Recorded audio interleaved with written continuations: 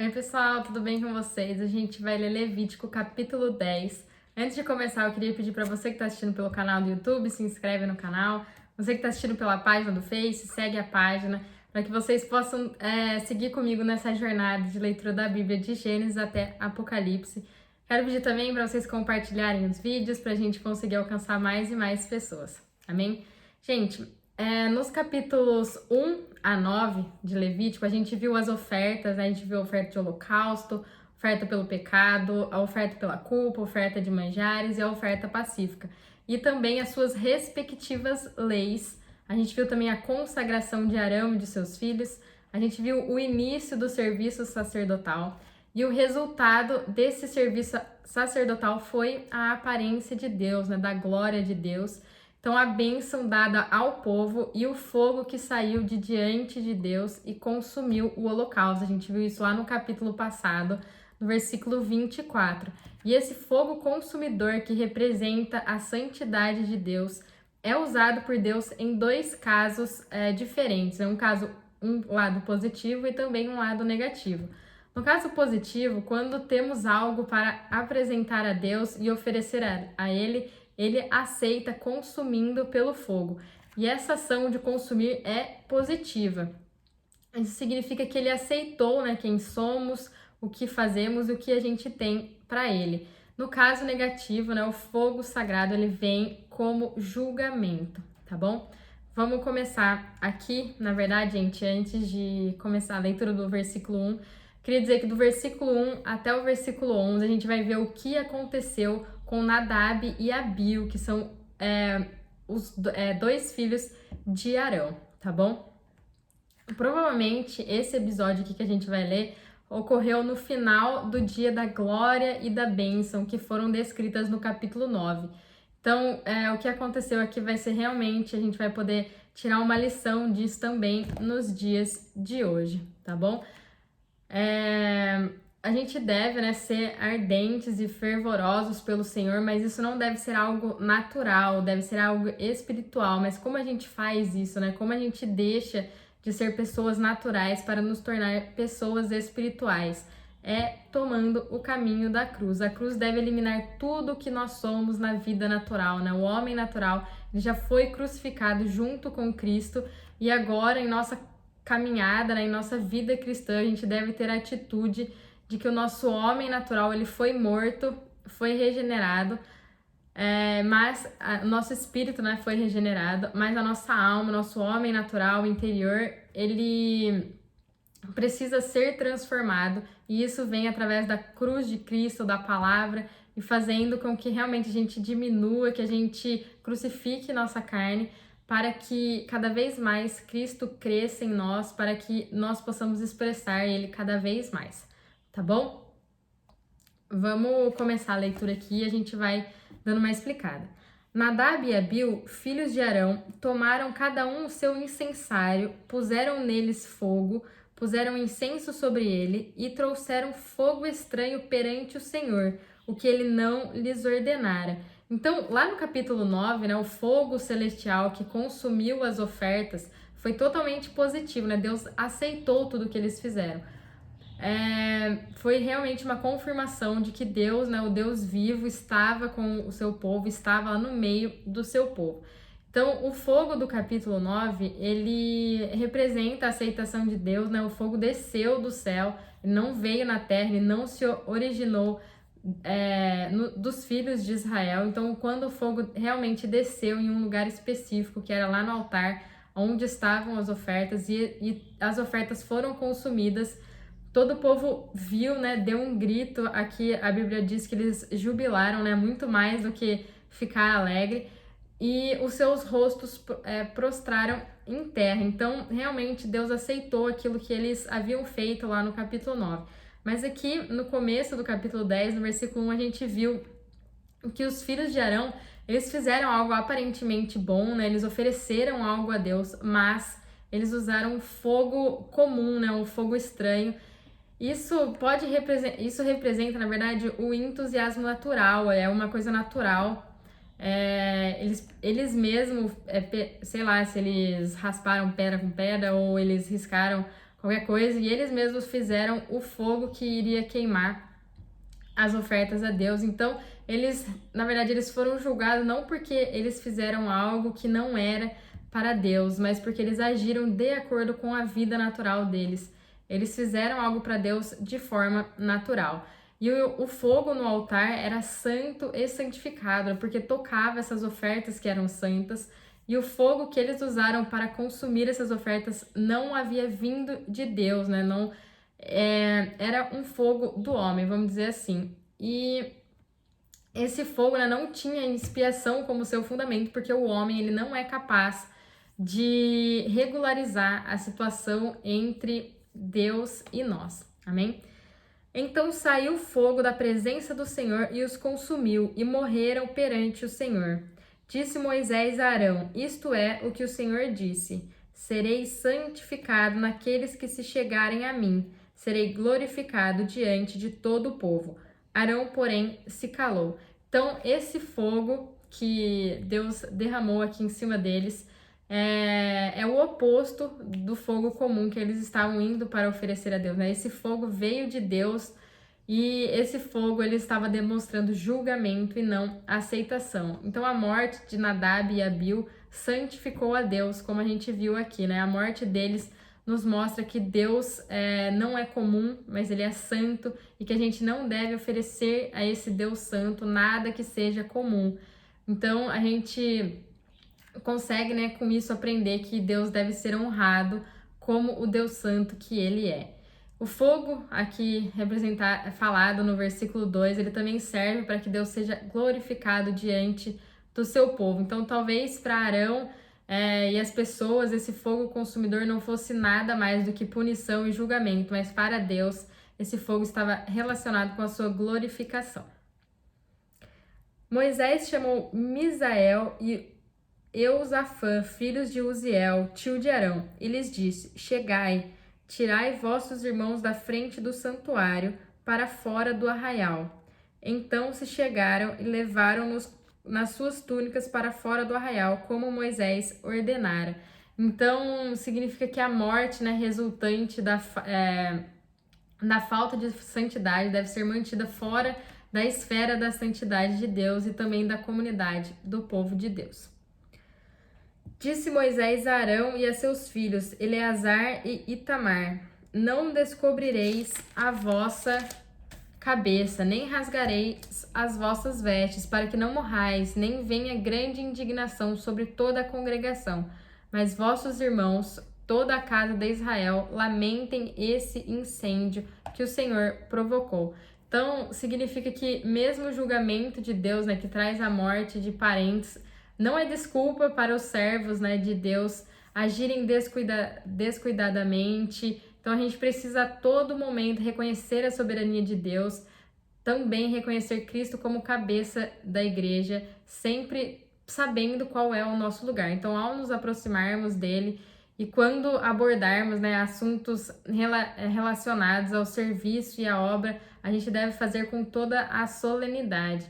Mesmo se sofrermos perda de parentes, né, por causa do julgamento de Deus, a gente deve servir os interesses de Deus e não os nossos, né? E a gente deve agir em situação como se a gente não tivesse sofrido nenhuma perda, mas sabendo, tendo a convicção de que a gente está sujeito à autoridade de Cristo como cabeça.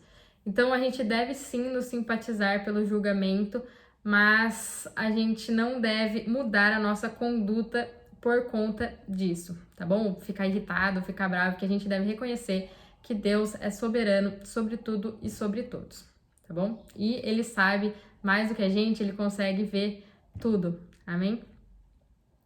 Não saireis da entrada da tenda da consagração, para que não morrais, porque está sobre vós o azeite da unção do Senhor.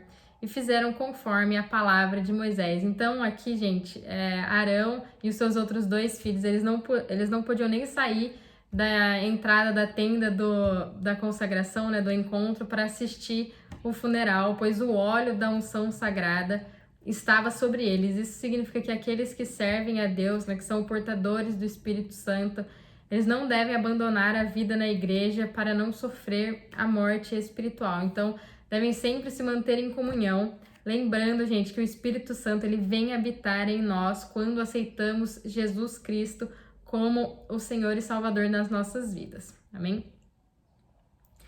Disse o Senhor a Arão: Não beberás vinho nem bebida forte, nem tu nem teus filhos, quando entrardes na tenda da consagração, para que não morrais. Estatuto perpétuo será isso pelas vossas gerações, para que possais discernir entre o santo e o profano, e entre o imundo e o limpo, e para ensinar aos filhos de Israel todos os estatutos que o Senhor lhes tem dado por meio de Moisés.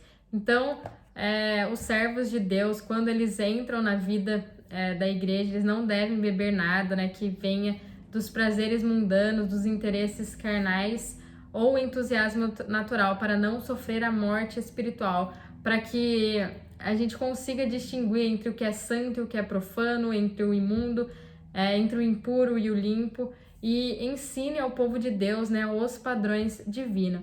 Então essa ordem ela pode indicar que Nadab e Abiú eles possam ter oferecido esse fogo estranho porque eles estavam embriagados com vinho. Então por isso que eles agiram com descuido e sofreram esse julgamento de Deus. Então apesar do fato de que em um dia de glória, né, um dia cheio de bênção de Deus e alegria, que realmente eles viram a glória de Deus, a aparição de Deus, algo grave aconteceu aqui, o que nos foi descrito do versículo 1 até o versículo 11, mas a gente nunca pode esquecer que a misericórdia e a graça de Deus, elas nunca acabam, né? E aqui a gente vai ver que elas foram expressas novamente. Então, o fogo sagrado que consumiu Nadab e Abiú era para julgamento, e esse julgamento foi executado, na verdade não foi executado nos incrédulos, né, nos ímpios, mas no povo de Deus. De acordo, gente, com 1 Coríntios, do capítulo 11, versículo 31 ao 32, esse tipo de julgamento constitui uma punição disciplinar, né, uma correção misericordiosa e não um julgamento por perdição. O julgamento de Deus sobre os 2 filhos de Arão não acabou com a misericórdia de Deus, que Deus mostra ao seu povo. E o versículo 12 que a gente vai ler aqui, eles vai nos mostrar claramente isso, que a misericórdia de Deus veio junto com a sua punição e a sua correção. Disse Moisés a Arão, a Eleazar e a Itamar, seus filhos que ficaram vivos: Tomai a oferta de cereais restante das ofertas queimadas ao Senhor, e comei-a sem fermento junto ao altar, pois é coisa santíssima. E vós a comereis em lugar santo, pois isso é a tua parte de teus filhos das ofertas queimadas do Senhor, pois assim me foi ordenado. Então, esses versículos aqui, eles não falam do holocausto, da oferta pelo pecado ou da oferta pela culpa, mas da oferta de manjares, a oferta de farinha. Nesse caso, está relacionada com a misericórdia e com a graça de Deus. Então, essa oferta de farinha mencionada aqui, ela vem imediatamente após o julgamento disciplinar sobre os filhos de Arão, e isso indica que Deus é misericordioso. Então, depois do julgamento, né, Moisés não disse: Arão, você e seus filhos, vocês cometeram um erro, e agora é hora de oferecer a Deus uma oferta, um sacrifício pela oferta pelo pecado. Não. Na verdade, em nossa cabeça isso faria sentido, mas Moisés disse para eles que comessem da oferta de farinha, né? Isso indica que Deus julga e corrige, mas ele ainda é misericordioso. É como se Deus dissesse: ei, tipo, vem se alimentar, né, do meu filho Jesus. Eu te corrigi para que você se aproximasse de mim, para que você voltasse para mim, mas agora eu quero te fortalecer nesse alimento sólido, né, que eu estou te oferecendo, para que você permaneça firme em mim. Então, a oferta de farinha, ela era santíssima e ela deveria ser comida em um lugar santo. Isso significa que ela deveria ser comida na presença de Deus.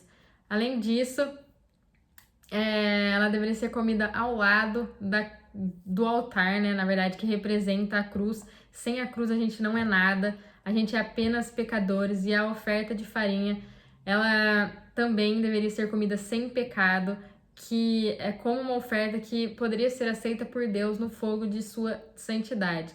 Lembrando sempre que a melhor oferta deve ser oferecida para Deus para sua satisfação e depois para nós. Gente, esse alimento que Deus nos proporciona é Jesus.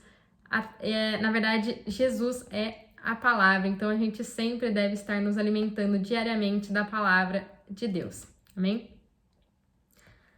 Também o peito da oferta movida e a coxa da oferta alçada comereis em lugar limpo, tu, teus filhos e tuas filhas contigo, foram dados por tua parte de seus filhos, do sacrifício das ofertas pacíficas dos filhos de Israel.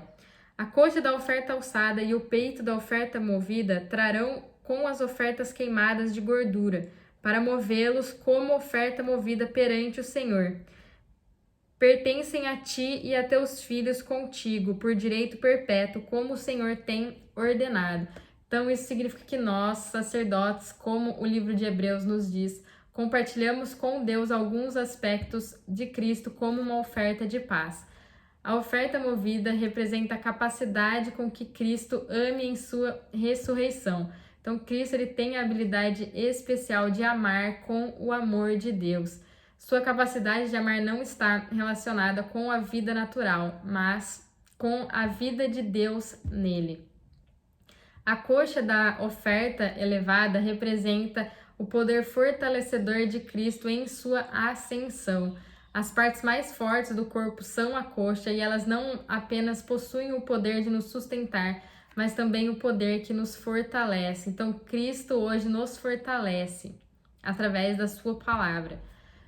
O peito e a coxa deviam ser comidos em um lugar limpo, o que representa uma condição limpa, longe do pecado ou de qualquer coisa negativa.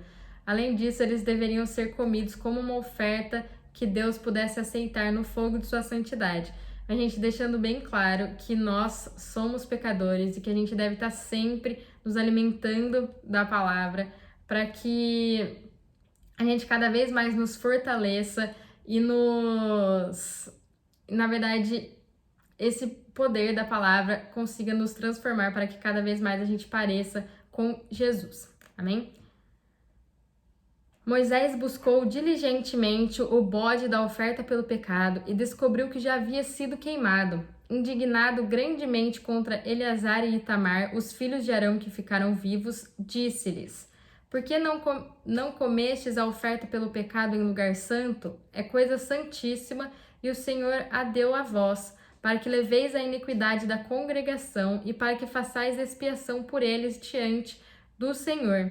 Visto que não se trouxe o seu sangue para dentro do santuário, certamente devíeis tê-la comido no santuário, como eu tinha ordenado. Então, o versículo 17 fala da expiação pelo povo.